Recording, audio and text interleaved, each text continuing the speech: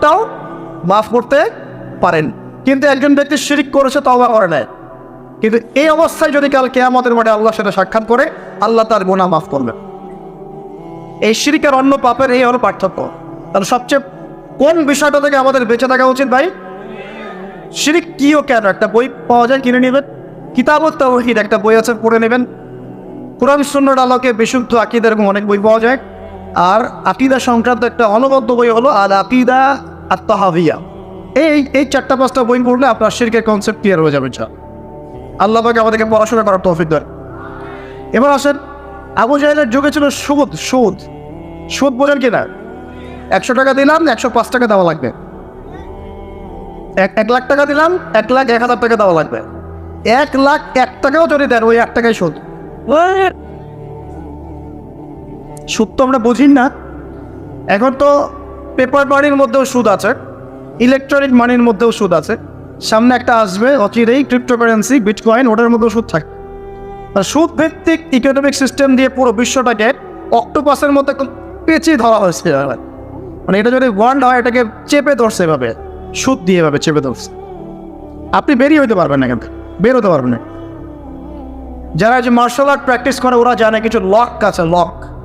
মানে যখন 1-on-1 battle হয়, রিংয়ে যারা বক্সিং খেলে, মার্শাল আর্ট জানে, রেসলিং খেলে, এরা কিছু লক করতে পারে। লক মানে কিছু মারবে না আপনাকে, জাস্ট লক করে রেখে দিয়ে নড়তে পারবেন না, বুঝছেন? তো এরকম লক করে রেখে দিচ্ছে পুরো বিশ্বটাকে। এখন সুদ, বেরোতে পারবেন না। বেরোতে পারবেন কোথায়?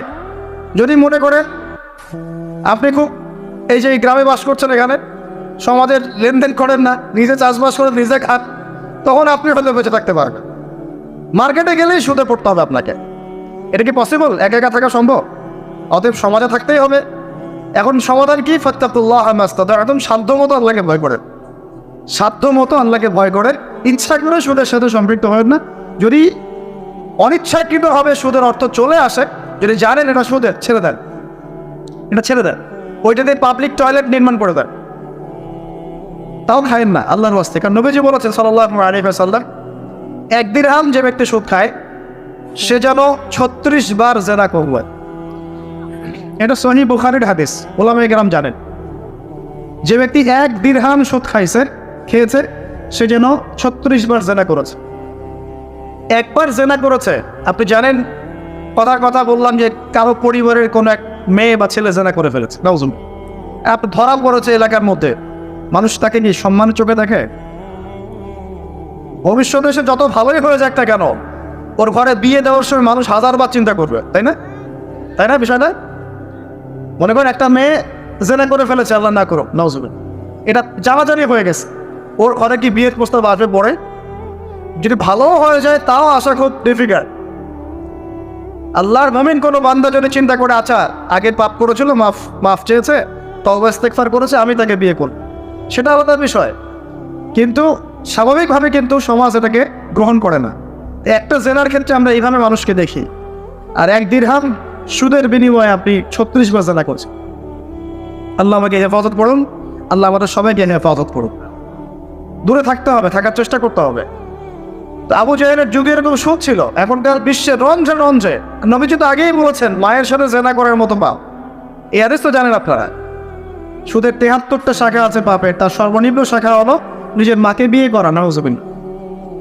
যদি এই এলাকায় খবর পান কোনো মেয়ে, কোনো বা ছেলে তার মায়ের সাথে বিয়ে করেছে, নাউজুবিল্লাহ, তার মায়ের সাথে জেনা করেছে, নাউজুবিল্লাহ, কোনো মেয়ের সাথে বাবা জেনা করেছে, নাউজুবিল্লাহ, আপনি কি সমাজে তাকে রাখতে চাবেন? আপনি তো আইন শাসন কোনো কিছুর পরোয়াই করবেন না, গণপিটুনি দিয়ে মেরে ফেলবেন। আপনি এই কাজ করবেন না? একটা মসজিদে চোর, তারাবির নামাজে আবার চোরও আসবে কিন্তু অনেক, কথায় মনে পড়ে গেল, স্যান্ডেল সান্তান। তো তারাবির নামাজে অনেক চোর আসে না? অনেকে তো মসজিদের দান বাক্স শুদ্ধে নিয়ে চলে যায়। কি ইনসাফ আমাদের সমাজে! মসজিদে ফ্যান লক করে রাখতে হয় তালা দিয়ে, বাইরে মসজিদে ফ্যান লক করে রাখতে হয় তালা দিয়ে, খাঁচার মধ্যে। তো মসজিদেও চোর যায়। এখন চোর ধরা পড়ে গেলে কি পিটুনিটা পিটান আপনার? মসজিদে একটা চোর যদি ধরা পড়ে, সবাই মিলে কি পিটুনি দেওয়া শুরু করে। এটা কিন্তু অনৈতিক কাজ, জানেন? এভাবে সবাই মিলে গণধোলাই দেওয়া জায়েজ নাই। তাকে নির্দিষ্ট প্রশাসনের কাছে হস্তান্তর করতে হবে। যদি এখন বলেন প্রশাসন যে বিচার করছে না, সেটা তাদের ব্যাপার। ও যদি ফাঁক করতে বের হয় সেটা ওদের ব্যাপার, এইগুলোর দায়ভার তাদের। আপনি যদি নিজের হাতে শাসন তুলে নেন, সমস্যা আছে। এভাবে ইসলাম এটাকে জায়েজ করে নাই। ওর হাত কেটে ফেলার বিধান আছে, তাই না, কোরআনে। এটা আপনি করতে পারবেন না, এটা ইসলামিক আদালত করবে, ইসলামিক আদালত। সবাই যদি আইন হাতে তুলে নেয় তাহলে তো সমাজে বিশৃঙ্খলা হবে। এই জন্য এই সুযোগটা ইসলাম দেয় নাই। প্রমাণ হলে তাকে সুপর্দ করতে হবে প্রশাসনের কাছে। এখন দেখেন, একটা স্যান্ডেল চোরকে যে পিটানি দেন, এখন একটা লোক যদি মায়ের সাথে জেনা করে, নাউজুবিল্লাহ, কি মাইকটা মারবে মানুষটাকে। এখন সুদের মধ্য দিয়ে নবীজি বলছেন সবচেয়ে নিম্ন পাপ হলো নিজের মায়ের সাথে জেনা করা। বলি নাউজ। আমরা অ্যাভেলেবেল কাজগুলো করছি, এই বোধোদয় আমাদের হচ্ছে না, কারণ কলব মরে গেছে। কলব কি হয়েছে ভাই? মরে গেছে। কলব জিন্দা করতে হবে। কলব জিন্দা করার জন্যই রমজান, কলব জিন্দা করার জন্যই কোরআন, এবং কলব জিন্দা করার জন্যই বেশি বেশি মওদের ফিকির আর আল্লাহর জিকির বেশি বেশি করা। আল্লাহ পাক তৌফিক দান করুন। তো আবু জাহেলের যুগ ছিল সুদের যুগ। কিসের যুগ? 1 নম্বর, আবু জাহেলের যুগ ছিল শিরকের যুগ। 2, আবু জাহেলের যুগ ছিল সুদের যুগ। 3, আবু জাহেলের যুগ ছিল মাদকের যুগ। কিসের যুগ? এখন নাই, কম না বেশি? সুবহানাল্লাহ। রাস্তাঘাটে দেখি ছোট ছোট ছেলে পেলে এই যে প্লাস্টিকের ভিতরে কি কি জানি খায়, ছোট ছোট ছেলে, একদম ছোট কচি কাঁচা বাচ্চা। এদের ভবিষ্যৎ নিয়ে ভাববেটাকে? আমাদেরকে ভাবা উচিত না ভাই? আমাদের যুবকদের মধ্যে বড় একটা অংশ আজকে মাদকের ভয়াল থাবায় ডুবে গেছে, যায় নাই? এদেরকে ফেরাতে হবে না? ফেরানোর জন্য আমি আমার পক্ষ থেকে একটা খালি নসিহত করবো, একটা নসিহত, অনলি একটা। সারা দুনিয়ার মাদক যদি সেবন করো, তোমার মনের কষ্ট দূর হবে না। মাদকের কাছে গিয়েছে কেন? আমি বলছি কেন গিয়েছে জানেন? এক সঙ্গদোষ, কোনো খারাপ সার্কেলে পড়েছে, বলেছে আয় একটু সিগারেটে টান দে, কি সমস্যা? ও একদিন টানতে শুরু করেছে, পরে আস্তে আস্তে আস্তে আস্তে অভ্যস্ত হয়ে গেছে। আমরা ছোটবেলায় তাবলিগ জামাতে যেতাম, এই মসজিদ, তো দেখতাম সেখানে আমাদের যে মানে কাফেলা থাকতো, সেখানে কিন্তু 2-1 স্মোকারও চলে যায়, আমার যায় না? সেহেরি করেছি আমরা। সেহেরি করার পরে আমাদের এক বড় ভাই, কি সেই নেশা, আমার সিগারেট কোথায়, আমি এখন কি খাবো, আমার সিগারেট কোথায়? তাবলিগ জামাতে। তারপরে মাশাআল্লাহ উনি তাবলিগ জামাতে গিয়ে আলহামদুলিল্লাহ এখন আল্লাহ উলি হয়ে গেছে। মানুষ, এরকম মানুষ আছে না, সিগারেটের চেইন স্মোকার, নেশা। তো দেখুন, ওই স্মোক করতে গিয়ে আস্তে আস্তে বড় নেশা চলে গেছে, সঙ্গদোষ। 2 নম্বর, ওই যে একটা প্রেম করছে জীবনে, প্রেমিকা ছেড়ে চলে গেছে, ওর ধারণা যে দুনিয়ার সব উমার চলে গেছে। একটা মেয়ে, মেয়ের অভাব নাকি দুনিয়ায়? মেয়ের অভাব মনে করেন? শেষ জামানায় একটা ছেলের ঘাড়ের মধ্যে 40টা মেয়ে থাকবে। আরে ভাই, 40টা বউ না, 40টা মেয়ে, মহিলা। মানে আপনার ঘাড়ে থাকবে আপনার স্ত্রী, আপনার কন্যা, আপনার মা, আপনার বোন, আপনার শাশুড়ি, আপনার খালা, সব আপনার ঘাড়। শেষ জামানায় মেয়েদের সংখ্যা আস্তে আস্তে বাড়তে থাকবে, ছেলেদের সংখ্যা আস্তে আস্তে কমতে থাকবে। যুদ্ধ বিগ্রহ বেশি হবে, ছেলে মানুষ একটু বেশি মারা যায় না, বাইরে চলাফেরা বেশি করে, অ্যাক্সিডেন্ট আছে, রোড অ্যাক্সিডেন্ট, এই সেই, যুদ্ধ বিগ্রহ। এমনি গড়াইও ছেলেদের কম, আর ছেলেদের জন্মহার কিন্তু মেয়েদের চেয়ে কম। আর শিশু ছেলে মারা যায় বেশি, মেয়েরা মারা যায় কম। ছেলেরা এমনিতেই সংখ্যায় কম হবে, আর শেষ জামানায় মেয়েদের সংখ্যা আরও বেশি বাড়তে থাকে। একটা মেয়ে চলে গেছে, ব্যাস আপনি জীবনটা নষ্ট করে ফেললেন, কি হয়েছে? আর এগুলো কিন্তু কোনো ভালোবাসা না, এগুলো হচ্ছে একটা আবেগ। এটার নাম কি ভাই?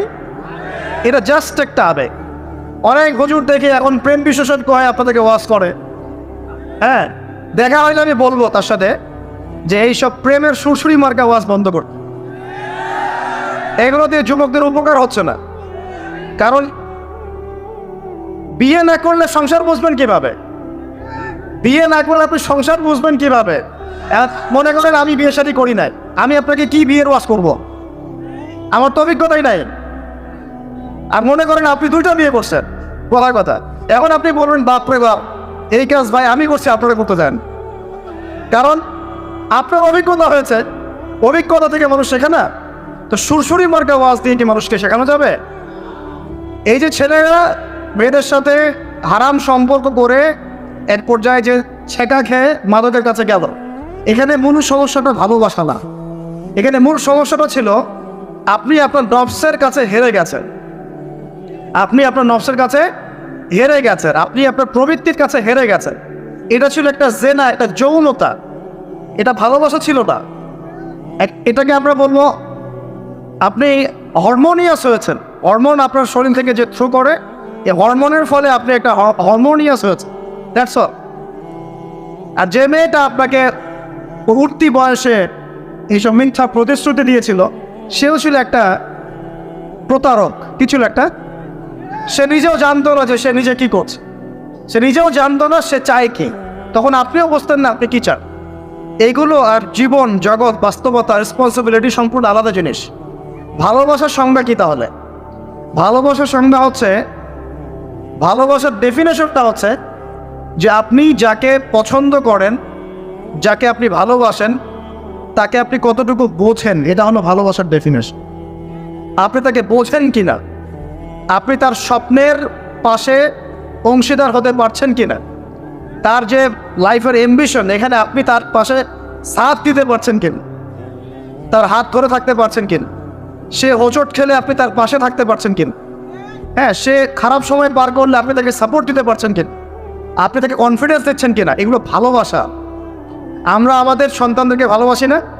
সন্তান পড়ে গেলে আমরা হাত ধরে তুলি, ওঠো, কিছু হয়নি, আবার যাও, এটা তো ভালোবাসা। আর এই যে নোংরা জেনা, হারাম অ্যাফেয়ার্স, এটা মূল জিনিসটা যৌনতা। এটা কি জিনিস ভাই? যৌনতা। যারা বলে না এখানে একটা ডিভাইন লাভ আছে, ঐশ্বরিক লাভ, আমি বলি একটা প্রতারণায়। ঐশ্বরিক লাভ না, এটা হচ্ছে শয়তানি লাভ। কারণ কি দেখেন, মনে করেন আপনি তাকে খুব ভালোবাসেন, সে আপনাকে অনেক ভালোবাসে, তাহলে এখন তার সাথে দেখা করেন না, দেখাটা বন্ধ করে দেন, হাত ধরেন না, জড়াই ধরেন না, শারীরিক সম্পর্ক করেন না। আপনি এখানে তার সাথে পর্দা মেনটেন করেন, দেখেন পারেন কিনা।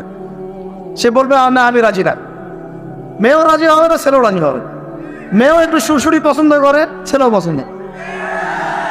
আর এদিকে তো বিয়ে কঠিন করে ফেলা হয়েছে, এদিকে আবার পর্নোগ্রাফি ছড়ায় দেওয়া হয়েছে। তো সব মিলায় এরা নিজের চরিত্রকে হেফাজত করতে ব্যর্থ হচ্ছে। সলিউশন কি? সলিউশন হচ্ছে ভালো কাজে ব্যস্ত থাকা, নামাজ ঠিকঠাক মতো পড়া, কোরআনকে সময় দেয়া, রিজিকের সোর্স তৈরি করে আল্লাহর কাছে একজন নেককার মেয়ে চেয়ে নেয়া, এবং দিনদারিতে দেখে একটা মেয়েকে বিয়ে করে ফেলা। বিয়ে করবেন জাস্ট যখন আপনি কবুল বলবেন আল্লাহ পাকের কালিমাকে সাক্ষী রেখে, আপনি ফিল করবেন যে তখনই আল্লাহর পক্ষ থেকে এই অপরিচিত একটা মানুষের প্রতি আপনার একটা মহব্বত তৈরি হয়ে যাবে। এটাই ভালোবাসা, এটাই ভালোবাসা। আর এটা আল্লাহ রাব্বুল আলামিন সূরা রুমের মধ্যে বলেছেন। সূরা রুমে আল্লাহ বলেছেন, ওয়াজাআলা বাইনাহুম মাওয়াদ্দাতা ওয়া রাহমা, আমি আল্লাহ তাদের মাঝখানে মহব্বত এবং ভালোবাসা সৃষ্টি করে দিই। আল্লাহু আকবার, আল্লাহ সৃষ্টি করে দেন। আমাদের নারীদেরকে দেখবেন, নানা নাই, দাদা নাই, দাদি নারীদেরকে দেখবেন, বলবে না আমি আমার স্বামীর ভিটা ছেড়ে কোথাও যাব না, বলে না? তাদের বিয়ে হয়েছিল, দেখা যায় দাদার বয়স ছিল তখন 16 আর দাদির বয়স ছিল তখন 14। এখন তো করা যাবেই না, এটা করলে আপনাকে শাস্তির আওতায় নিয়ে আসবে। তবে 16 বছর বয়সে আপনি জেনা এখন করতে পারেন, ঠিক আছে? নাউজুবিল্লাহ। নানির বয়স ছিল 10-12, নানার বয়স ছিল 20, এসব সময় বিয়ে হয়েছে না? 30-40-50 বছর সংসার করছে, কোনোদিন সংসারে ভাঙর পায় না। আচ্ছা না, আমার এটা ভালোবাসা। একজন আরেকজনের সম্মান বুঝতে শেখা, একজন আরেকজনের পাশে থাকা, একজন আরেকজনের স্বপ্নের পাশে থাকা, ওজট খেয়ে পড়ে গেলেও হাত ধরে উঠা, পিছন থেকে কনফিডেন্স দেওয়া, তাকে বোঝা, রেসপেক্ট করা, সবচেয়ে বড় কথা বিশ্বাস করা। কি করা? ভিতর থেকে বিশ্বাসটাই হচ্ছে ভালোবাসার সবচেয়ে বড় নিদর্শন। বিশ্বাস নাই, এখানে ভালোবাসার কোনো দামই নাই। তো যেটা আপনি মাদকে যেদিক দিয়ে গিয়েছেন, এটা একটা জেনার রাস্তা ছিল। কিসের রাস্তা ভাই? শয়তান আপনাদের এখানে গেম খেলেছে। এই যে হয় সঙ্গদোষ, না হলে মেয়ের কারণে, অথবা দেখা যায় এমনি স্টাইল করার কারণে। খাই সবাই, আমি একটু খাই, সমস্যা।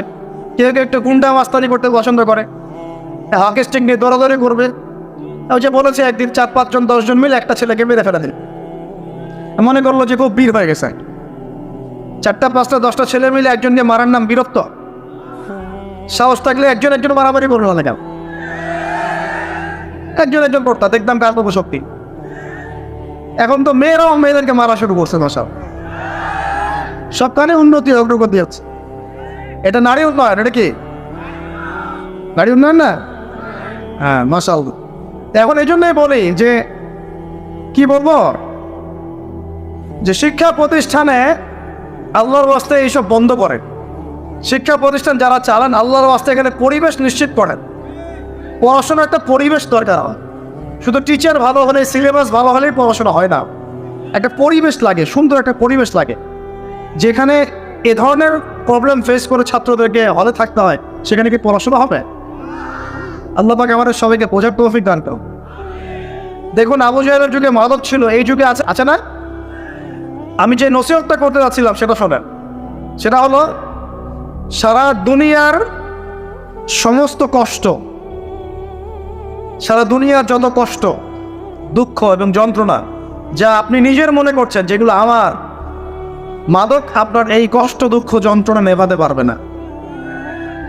কি নেভাবে? আমি আপনাকে ভাই হিসেবে পরামর্শ দেই, জাস্ট দুটো কাজ করবেন, আপনার সমস্ত দুঃখ, কষ্ট, যন্ত্রণা শেষ, মুহূর্তেই শেষ। এক নাম্বার, সুন্দর করে ওযু করে মসজিদে গিয়ে আল্লাহকে সিজদা করেন, আপনার সমস্ত কষ্ট চলে যাবে। চলে যাবেই, আমি গ্যারান্টি দিচ্ছি 100%। 100% গ্যারান্টি, আপনার সমস্ত কষ্ট চলে যাবেই ইনশাআল্লাহ। আমাদের নবী যখনই কষ্ট পেতেন নামাজে দাঁড়িয়ে যেতেন। তুমি কষ্ট করে পেনশন ধরাও। যখনই নবী কষ্ট পেতেন, তার কষ্ট মনে হতো, খারাপ লাগতো, কোনো কিছু উদ্বিগ্ন, চিন্তিত হতেন, তিনি ওযু করে নামাজে দাঁড়াতেন আল্লাহু আকবার বলে। আর তুমি গ্যাস লাইটার বের করেই বাস ঘড়িয়ে টান দেওয়া শুরু। অনেস্টলি বলেন দেখি, ওটা টানলে কি কষ্ট কমে? কষ্ট কমে না? পারে, আরো পারবে। যত আপনি জিয়ে রাখবেন তত পারবে।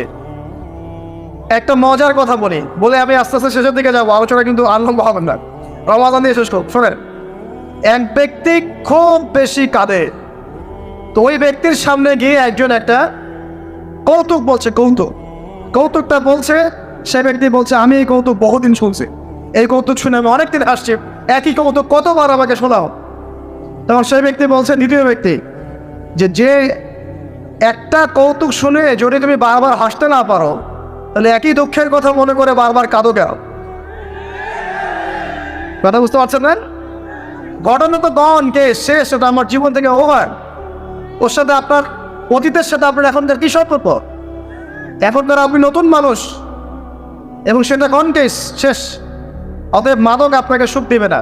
সেজদা, ওযু করে সেজদা মানে নামাজ, এবং দুই সবচেয়ে আমার সবচেয়ে ফেভারিট জিনিস, সেটা হলো আল কোরআন তেলাওয়াত। আল কোরআন অর্থ বোঝেন চাই নাই বোঝেন, আপনি তেলাওয়াত করতে থাকেন, মনের সব কষ্ট চলে যাবে। এমন একটা শান্তি ফিল করবেন, এই শান্তির কথা যদি ওই যে পশ্চিমারা জানতো না, তাহলে এখানেই বোম মারা শুরু করতে থাকে। কথা বুঝতে পারছেন? আল্লাহ আমাদেরকে বোঝার তৌফিক দান করুন। এক নম্বর সবক, আবু জাহেলের যুগে কি ছিল ভাই? শিরক। আবু জাহেলের যুগে 2 নম্বর কি ছিল ভাই? সুদ। 3 নম্বর কি ছিল ভাই? 4 নম্বর ছিল মেয়েদের অবমাননা। এটা আমাদের এখানে নাই। এটা নিয়ে আজকে আর কথা বলতে পারতেছি না, রুচি নাই, সময় নাই। সমাজের রঞ্জে এখন মেয়েদের উপর নির্যাতন না, ধর্ষণ, জেনা, ব্যভিচার, পরকীয়া বাড়ছে না, বেহায়াপনা বাড়ছে না, ওই যে ছেলেদের পোশাক পরে মেয়েরা উঠছে না, নোংরামি, ফাহেসা কাজ বাড়ছে না। এই কারণেই তো ভূমিকম্প আসবে। এই কারণে কি আসবে? ভূমিকম্প আসবে, তো আমি তো জানি আসবে ইনশাআল্লাহ। কবে আসবে সেটা জানি না, কিন্তু যে পাপগুলোর কারণে এগুলো আসে এটা দেখা যাচ্ছে। আল্লাহ আমাদেরকে হেফাজত করুন বলি আমিন। নারীর অবমাননা সমাজের রঞ্জে এখন। বাস একটা কথা বলি, অনেক সময় দাড়ি টুপি নিয়েও আমরা মেয়েদেরকে ঠকাচ্ছি। দাড়ি টুপি নিয়েও মেয়েদের সম্পত্তির অধিকার দিচ্ছি না, বোনের অধিকার দিচ্ছি না, মায়ের অধিকার দিচ্ছি না, স্ত্রীর অধিকার দিচ্ছি না। এগুলোও চলবে না। অন্যায় সব ক্ষেত্রেই অন্যায়। 5 নম্বর, আবু জাহেলের যুগের মধ্যে ভাই গোত্রীয় হানাহানি, মারামারি, কাটাকাটি ছিল। আমাদের সমাজে নাই, বিশ্বের মধ্যে নাই, পলিটিক্যাল অঙ্গনে নাই, সমাজের মধ্যে নাই, ধর্মের মধ্যে নাই। এখন তো মসজিদও মারামারি করতেছে, তাই না? মাসালা নিয়ে ঝগড়া করে আমি দেখেছি মসজিদেও মানুষ মার্ডার হয়েছে। মসজিদে আমরা ছোট ছিলাম একসময় দেখেছি কোন একটা মাসলা নিয়ে ঝগড়া হয়েছে, 2 দল হকি স্টিক নিয়ে আসছে, মারামারি চলছে। জিহাদ, কেটা কি? আস্তাগফিরুল্লাহ। তো মসজিদেও ধর্মতাত্ত্বিক ক্ষেত্রেও, অর্থনীতিতে, রাজনীতিতে, সমাজে, সব জায়গায় এখন গোত্রীয় হানাহানিটা আছে কি নাই? এখন বলেন আবু জাহেলের যুগের এই জাহেলিয়াতগুলো বর্তমান বিশ্বের মধ্যে আছে কিনা? এইরকম জাহেলি পরিবেশেই কোরআন নাজিল হয়েছে বলে